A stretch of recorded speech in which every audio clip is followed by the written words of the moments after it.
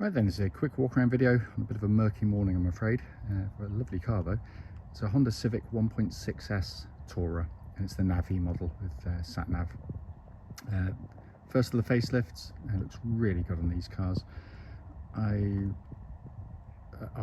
of the opinion that this is by far and away the best looking estate car in its class. It just looks really good, finished in this gorgeous red, which looks fantastic on the Hondas, especially with the kind of the black inserts. Front of the car, lights and lenses clear and intact, so no cracks or condensation. I think I said it's done 69,000 miles, I can't remember, but it has. It's done 69,000 miles, full history. Bonnet, very clean, can't see any obvious stone chips that jump out at me. Near side of the car, beautifully smooth in the panel work, no car parking indentations there. Immediately obvious again, near side front alloy, the one that takes all of the bashing, and you can't really see a mark on it. Panel work's absolutely lovely. Inside rear alloy again, very nice. And it's a piece of styling for an estate, because it's hard to make them look anything other than sort of almost hearse-like, but these look really good. Coming back, again, bumper corners really good. Tailgate itself again, very clean. And off side of the car, driver's side, sorry, again, absolutely beautifully smooth.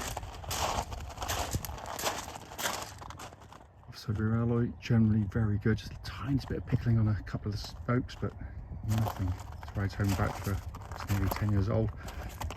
Fine alloy, again, absolutely lovely. It really is in absolutely fantastic condition out there. Let's come to the boot area, absolutely cavernous on these cars. You've got a hidden recess under there which you can drop down about 7 or 8 inches as well. It's very clever, and it's been kept very nicely. Coming to the back of the car now, loads of room. Front seats are set for me and I'm 6 foot tall. Seats in the back, again, very nice condition. Coming on the front and passenger side, full sets of original Honda mats. Passenger seats not been given an awful lot of use there. Finally coming in on the driver's side, footwell area is generally nice and clean. The driver's seat, again, recover its age, very good indeed. So inside the car now, engine's running, so the dashboard is illuminated. Fantastic interior, really is. Sat nav, you can see, working exactly as it should. In the centre, very nicely. And that's the view you get as a driver in a Honda Civic. The best dash design anywhere, in my most humble of opinions. Really is absolutely glorious. Engine's running, no warning lights on at all. Just pan in there for you. 69,182 miles. These are fabulous cars. Finally, just to show you, owner's manual pack and lock and wheel nut key, all here and present with the car. Right then, this is a quick road test video, and this is for a Honda Civic. It's a 1.6S Navi, and it's a diesel Tourer. The car's registered KP65ZFV.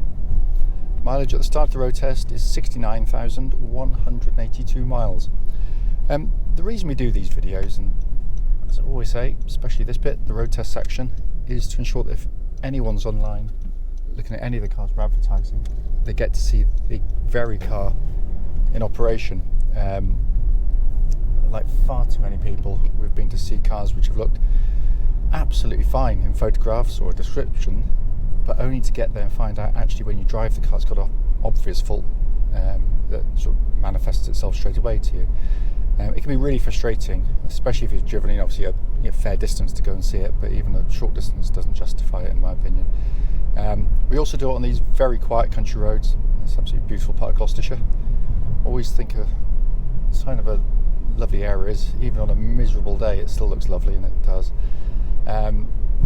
This actually forms part of the road test route we take our customers on, and the hope is, of course, it'll be representative of what you'd feel yourself should you go on a drive in the car.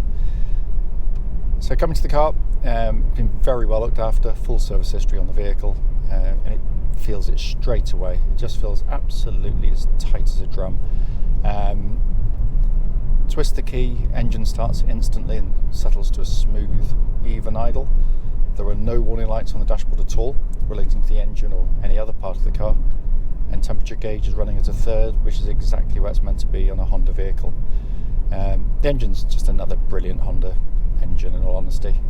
It's got all the trademark qualities you'd expect from a Honda, in that it's tough, reliable, very long lasting, but just with good regular maintenance. They are timing chain driven, there's no cam belts on them, so nothing to worry about in that respect. But almost more than that, it's just the way the car drives. It's a lovely unit. It's flexible, it's powerful, it's punchy, it's very quiet, only noticeably a diesel at low speeds. On the move, it's very, very smooth indeed. But obviously the economy is the reason you buy these, and it delivers it relatively easily, actually. And obviously the smoother you drive, keeps the speed limits, all that kind of stuff goes without saying. But it's not one of those you've got to feather it the whole time. I've owned numerous of these over the years. Doing trips like this, not really conducive to getting good economy. I'd be sort of high 50s, 60 to the gallon, but on any longer trip I'd easily 70, and quite often above. Engine then feeds into the clutch and gearbox. Clutch in the car, smooth, bike point's exactly where it's meant to be, and then onto another simply brilliant Honda gearbox. 6-speed manual gearbox, gear lever, like pretty much all front wheel drive cars these days, is actually a cables that go to the gearbox. Unfortunately, that means lots of gear changes can feel just like a PlayStation, where you're moving it but you don't get any sense of satisfaction moving it. It just feels vague and just waft it in the general direction, really. This is the opposite. The gear engagement's absolutely wonderful. It feels solid, it feels mechanical. It's something you'll enjoy using rather than actually having to use it, and that feels exactly as it would have done when it was new. And then we move on to the chassis, which is, as I say in every Civic video, is pretty much my favourite part of these cars, because it's a very rare car, and it's design genius in my opinion, by the way.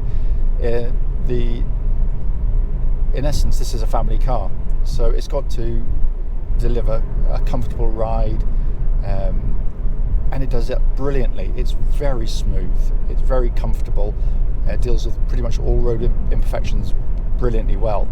But for those that still enjoy their driving, it is actually a really engaging drive. The steering is quick, it's dynamic, it's beautifully weighted, and it works fantastically well with the chassis. They interact brilliantly, so one doesn't dominate the other. Sometimes with the quick steering you've got a sloppy chassis, it just doesn't work, and vice versa. The steering, by the way, tracks nice and straight. There's no vibrations at this speed, or any speed actually up to the legal limit. The chassis exhibits absolutely no clonks, rattles, anything from underneath.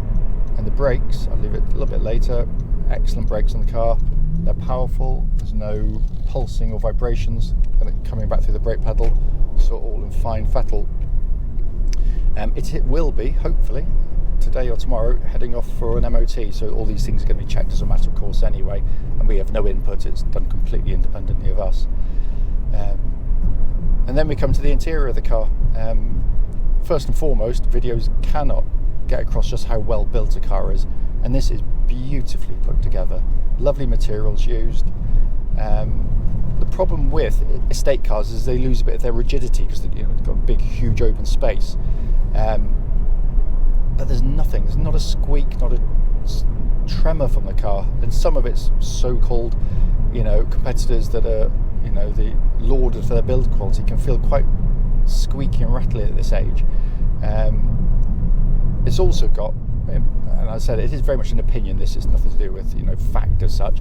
I think it's got the best dashboard by a country mile in this class, because it's not only pleasing on the eye, it works absolutely brilliantly, ergonomically in terms of the switch gear, the displays, etc. The most conventional part of it is this centre stack, so you've got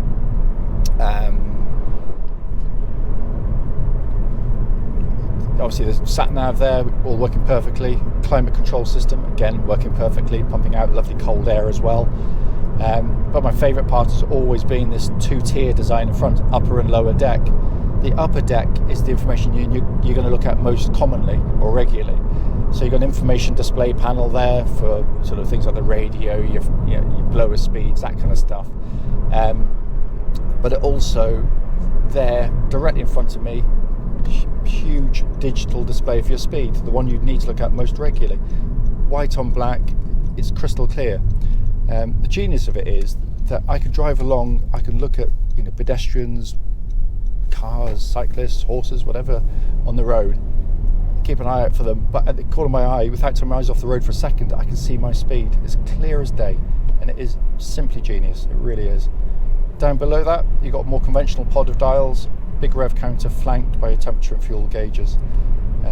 This is a fabulous car. These are, it's the best diesel estate car in its class by a mile for a whole host of reasons. Practicality, reliability, you name it. But it also drives better than virtually anything, and looks better than anything. But that's just my opinion, of course.